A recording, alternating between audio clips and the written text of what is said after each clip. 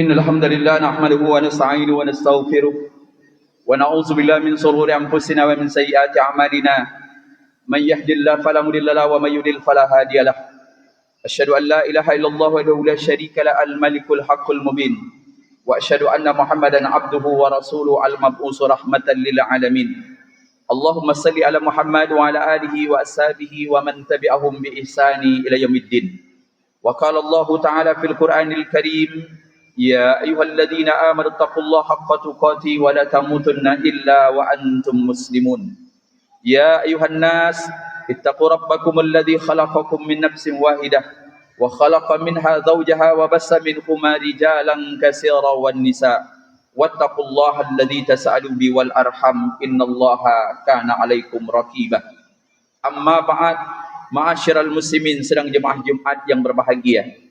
Mengawali pertemuan kita pada hari yang mulia ini, tiada kata yang paling indah melainkan syukur kita kepada Allah Subhanahu wa taala. Sampai pada detik yang berbahagia ini, alhamdulillah Allah masih mencurahkan rahmat, memberikan nikmat, diberikan kesempatan dan kekuatan sehingga dengan hati dan iman kita hadir ke tempat yang mulia ini dalam rangka melaksanakan salat fardu Jumat. Mudah-mudahan tentunya seluruh amal ibadah yang kita lakukan diterima oleh Allah Subhanahu wa taala. Salawat beruraikan salam tercurahkan pada baginda alam Nabi Muhammad sallallahu alaihi wasallam. Di dalam sebuah sabda Nabi mengatakan, "Perbanyaklah bacaan salawat kepadaku pada hari Jumat, karena sesungguhnya pada hari itu," kata Nabi, "salawat umatku akan diperlihatkan kepadaku, dan orang yang paling dekat duduknya pada hari kiamat denganku adalah orang yang senantiasa memperbanyak bacaan salawat." Mudah-mudahan sedang jemaah yang berbahagia, kita senantiasa mengucapkan salawat, kemudian menteladaninya dalam segenap aktivitas kehidupan, tentunya dengan sebuah harapan, mudah-mudahan Allah mewafatkan kita dan memberikan kita syafaatnya di yaumil mahsyar nantinya. Sidang jemaah Jumat yang berbahagia, kalau seandainya ada orang bertanya kepada kita, apakah kita sudah beriman atau tidak? Mungkin ada di antara kita tersinggung, atau bahkan ada di antara kita yang akan terbawa emosi, karena dengan dalil bahwa kita adalah orang beriman, terlihat dari KTP kita bahwa kita adalah orang Islam, dan kita senantiasa melaksanakan sholat. Tapi sedang jemaah yang berbahagia, kalau bagaimana seandainya pertanyaan itu dilontarkan oleh seorang sahabat. Itulah sesungguhnya yang pernah diungkapkan oleh Abdullah bin Amr bin As di dalam sebuah hadis yang diriwayatkan oleh Al-Hakim, ketika dia mengatakan, ya'ti 'alan nasi zamanu, akan datang nanti, kata Rasulullah, di mana ada masanya manusia, di mana ada era, di mana ada waktu itu, yajtami'una fil masajid laisa fihimul mu'min.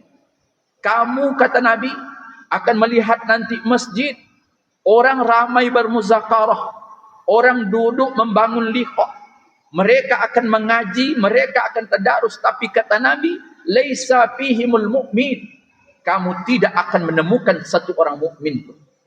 Maka sidang jemaah yang berbahagia, apakah mungkin tidak ada orang mukmin? Ada yang dikatakan mukmin, tapi kata ulama, yang mukmin tulen itu tidak ada. Yang adalah orang mukmin yang beroplos dengan kemunafikan. Maka disinilah ketika Allah mengungkapkan dalam Al-Quran, ayat yang kita bacakan di awal tadi, surah Ali Imran ayat yang ke-102. Ketika Allah mengatakan, ya ayyuhalladzina amanu taqullaha haqqa tuqatih. Hai orang-orang beriman. Nah, Allah menyuruh kepada orang-orang beriman. Bukankah seharusnya orang-orang beriman secara tersurat dan tersirat dia adalah orang baik? Tapi Allah masih memerintahkan kepada mereka, bertakwalah kamu kepada Allah haqqa tuqatih. Hendaklah kalian bertakwa. Bukan hanya sembarang bertakwa, tapi ketakwaan yang sesungguhnya. Di akhir ayat itu sedang jemaah yang berbahagia, apa yang Allah katakan? Wala tamutunna illa wa antum muslimun. Dan jangan sesekali kalian mati, kecuali kata Allah kalian mati dalam keadaan Islam. Maka sidang jemaah yang berbahagia, melihat apa yang diungkapkan oleh Abdullah bin Amr bin As tadi, kemudian mengutip ayat Al-Quran, kiranya kita perlu merenung hari ini. Bangun di tengah malam, ambil wudhu, salat tahajud, dan bertanya kepada diri kita, apakah sesungguhnya kita bagian orang betul-betul mukmin atau kita masuk dalam golongan orang-orang munafik yang dikatakan oleh Rasulullah tersebut. Sidang jemaah yang berbahagia, ada seorang tabi'in pada masanya, namanya Ibnu Mulaikah, Ibnu Abi Mulaikah.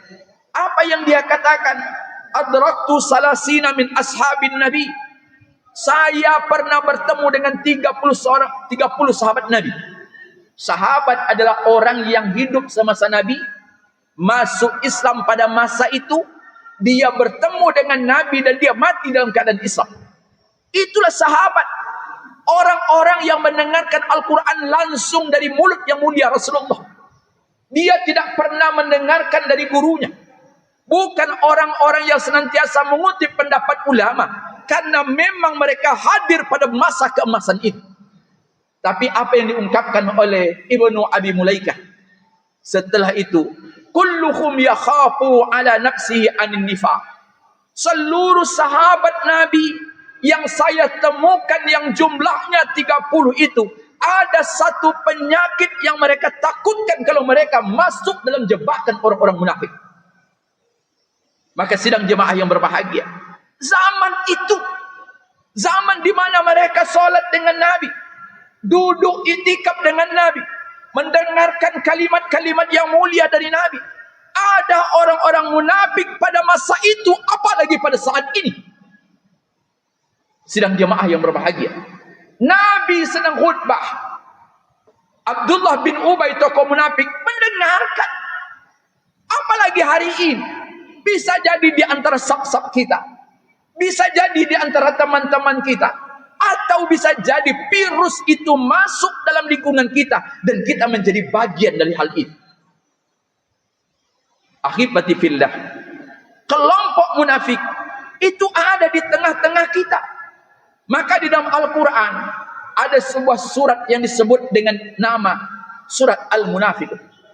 Orang-orang yang munafik, apa yang dia katakan ketika Nabi ada? Iza ja'akal munafiquna qalu nashhadu innaka la Rasulullah. Mereka mengatakan dan menyaksikan, datang kepada Nabi Muhammad seraya mengatakan, kami bersaksi sesungguhnya engkau adalah Rasulullah. Wallahu ya'lamu innaka la rasulu wallahu yashhadu innal munafiquna kadzibun. Apa yang dikatakan oleh Allah? Hati-hati ya Muhammad. Mereka mengucapkan itu dan Allah tahu mereka adalah munafik. Sidang jemaah yang berbahagia, zaman di mana Nabi masih hidup, mereka berada dalam golongan itu. Tapi Allah mengatakan mereka itu orang-orang munafik yang pandai memujimu di depanmu tapi menjadi musuh di belakang. Maka sidang jemaah yang berbahagia, di dalam surah Al-Baqarah ayat yang ke-8 sering kita membacanya. Wa minan nasi man yaqulu amanna billahi wa bil yaumil akhir wa ma hum bimu'minin. Di antara manusia itu ada yang mengatakan kami beriman kepada Allah, kami yakin dengan akhirat, tapi Allah vonis mereka bukanlah beriman. Bahkan dikatakan dalam ayat yang lain, fi qulubihim maradun fazadahumullahu marada. Hati mereka sakit, bertambah-tambah sakit. Makin mereka mengatakan beriman, tapi apa kata Allah? Keyakinan kemunafikan mereka akan makin bertambah-tambah. Sidang jemaah yang berbahagia, di dalam ayat munafik itu Allah juga mengatakan, wa idza ra'aitahum tu'jibuka ajsamuhum. Kamu akan menengok fisik mereka, penampilan mereka yang luar biasa, bentuk mereka soleh. Bahkan apa yang dikatakan Al-Quran, wa iyaqulu tasma' liqaulihim ka'annahum khusubun musannadah. Kalau kamu tengok penampilan, pakai jubah seperti ulama, bahasanya indah seperti mutiara. Kalau kamu mendengarkan mereka, maka kamu terkagum-kagum seperti kayu yang tersandar. Tapi apa yang diingatkan oleh Allah? Humul aduwwu fahdharhum. Jangan-jangan itulah musuhmu dan engkau harus memerangi. Sidang jemaah yang berbahagia, maka inilah yang selalu diingatkan. Apa di antara indikator orang munafik? Al-Quran mengatakan wa idza qamu ila sholati qamu kusala.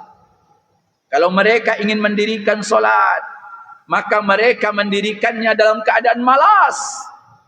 Masjid kita cukup banyak, bentuknya pun fantastis, fasilitas bombastis, tapi maaf kita kehilangan jemaah. Maka tidak sedikit di antara mereka yang berat hati untuk datang ke masjid. Nabi ketika solat subuh mengatakan asyahidu fulan. Kalau Nabi selesai solat maka dia akan menghadap ke belakang, kemudian dia bertanya, apakah kamu melihat si fulan? Asyahidu fulan. Seluruh jemaah itu akan diabsen oleh Nabi, kan ditanyakan, kemudian baru Nabi mengatakan inna hataini salataini asqalus salati alal munafiq. Ketahuilah, kata Nabi, sesungguhnya dua solat ini, solat Isya, adalah solat yang paling berat bagi orang munafik.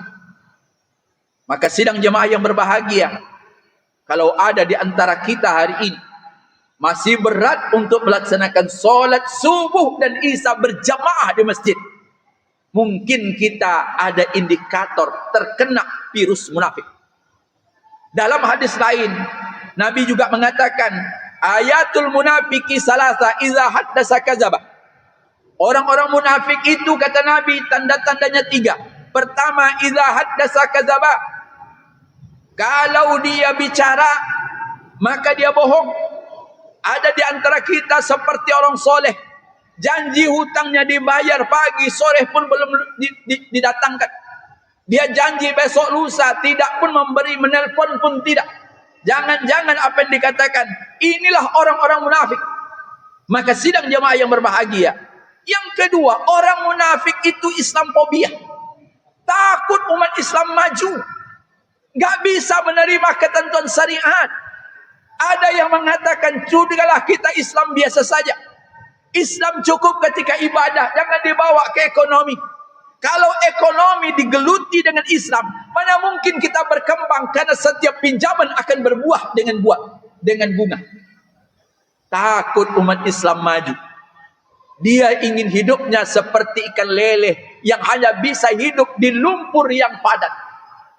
Dia tidak bisa hidup yang terang.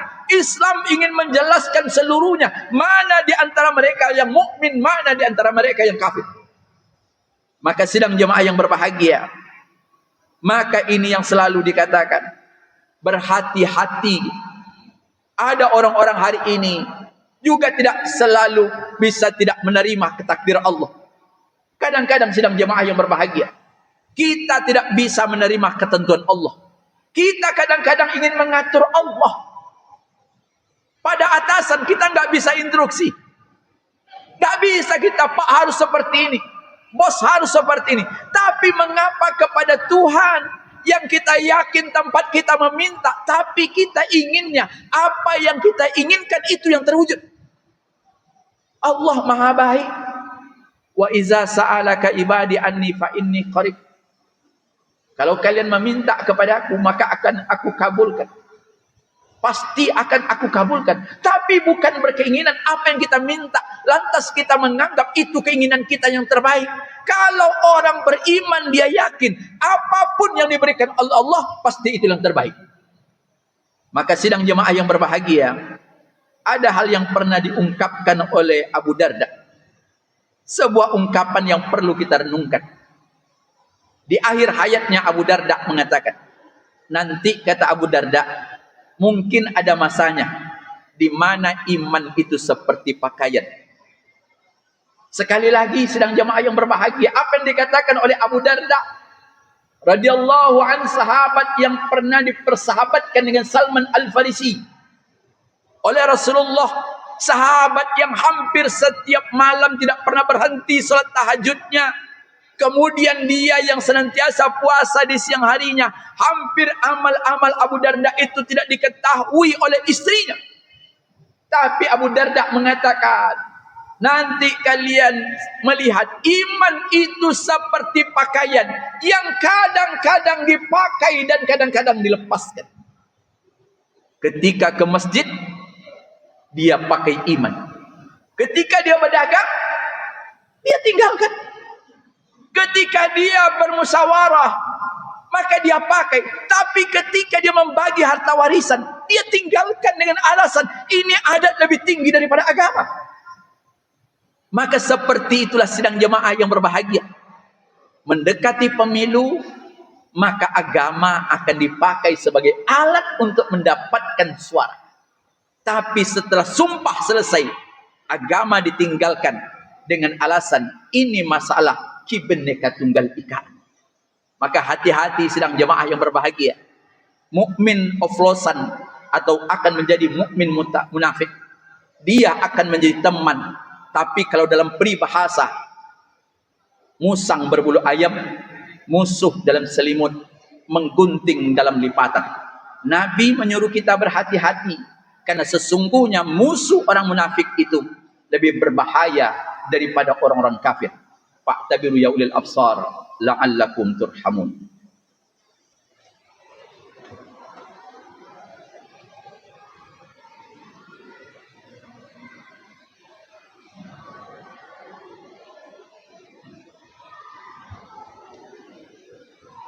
Alhamdulillahilladzi arsala rasulahu bil huda wa dinil haq yuzhirahu 'ala ad-dini kullihi walau karihal kafirun. Asyhadu an la ilaha illallah wahdahu la syarika lahu wa asyhadu anna Muhammadan abduhu wa rasuluh. Sidang jemaah yang berbahagia, di dalam Al-Qur'an surah Al-Munafiq ayat yang ke-9 ketika Allah mengatakan, ya ayyuhalladzina amanu la tulhikum amwalukum wala auladukum an dzikrillah wa man yaf'al dzalika fa ulaika humul khasirun. Hai orang-orang beriman, jangan sampai anakmu dan hartamu membuat kamu lalai dari mengingat Allah. Sidang jemaah yang berbahagia, anak itu adalah sebuah kerinduan. Harta itu adalah sebuah perhiasan. Yang ketiga, manusia nampak, maka dia berharap untuk menikmatinya. Karena memang Al-Quran juga mengatakan, zuyyina linnasi hubbus sahwati ilan nisa ilal hayy kalim. Allah membuat indah dalam pandangan manusia terhadap pasangan hidup. Kepada wanita-wanita yang cantik, harta yang banyak, anak-anak yang tidak sedikit. Tapi semuanya bisa melalaikan kita ingat kepada Allah. Maka orang-orang munafik, mereka akan sibuk dengan urusan dunia. Ketika antum berdagang, maka jangan tinggalkan yang namanya Allah dalam berdagang. Ketika kita bekerja, maka yakinlah bahwa rezeki itu sudah menjadi ketentuan. Tugas kita adalah berikhtiar. Sehingga ketika orang bermuamalah dengan orang-orang mukmin, maka tujuannya bukan hanya untuk mencapai profit duniawi, tapi yang mereka harapkan adalah kenikmatan di akhirat. Karena dia yakin seluruh yang dia kerjakan karena Allah, maka insya Allah Allah akan membalasnya dengan pahala yang berlipat ganda. Innallaha wa malaikatahu yusholluna 'alan nabi. Ya ayyuhalladzina amanu sallu 'alaihi wasallimu taslima. Allahumma salli ala Muhammad wa ala ali Muhammad kama shallaita ala Ibrahim wa ala Ibrahim fil alamin innaka Hamidum Majid. Allahumma fil muslimin wal muslimat wal mu'mini wal mu'minat al ahya'i wal amwat innaka sami'un qaribul mujibud da'wat. Amin amin ya qatil hajat.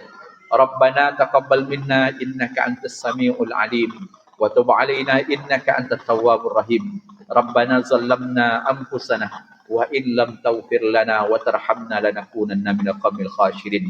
Rabbana atina fid dunya hasanah wa fil akhirati hasanah wa qina adzabannar.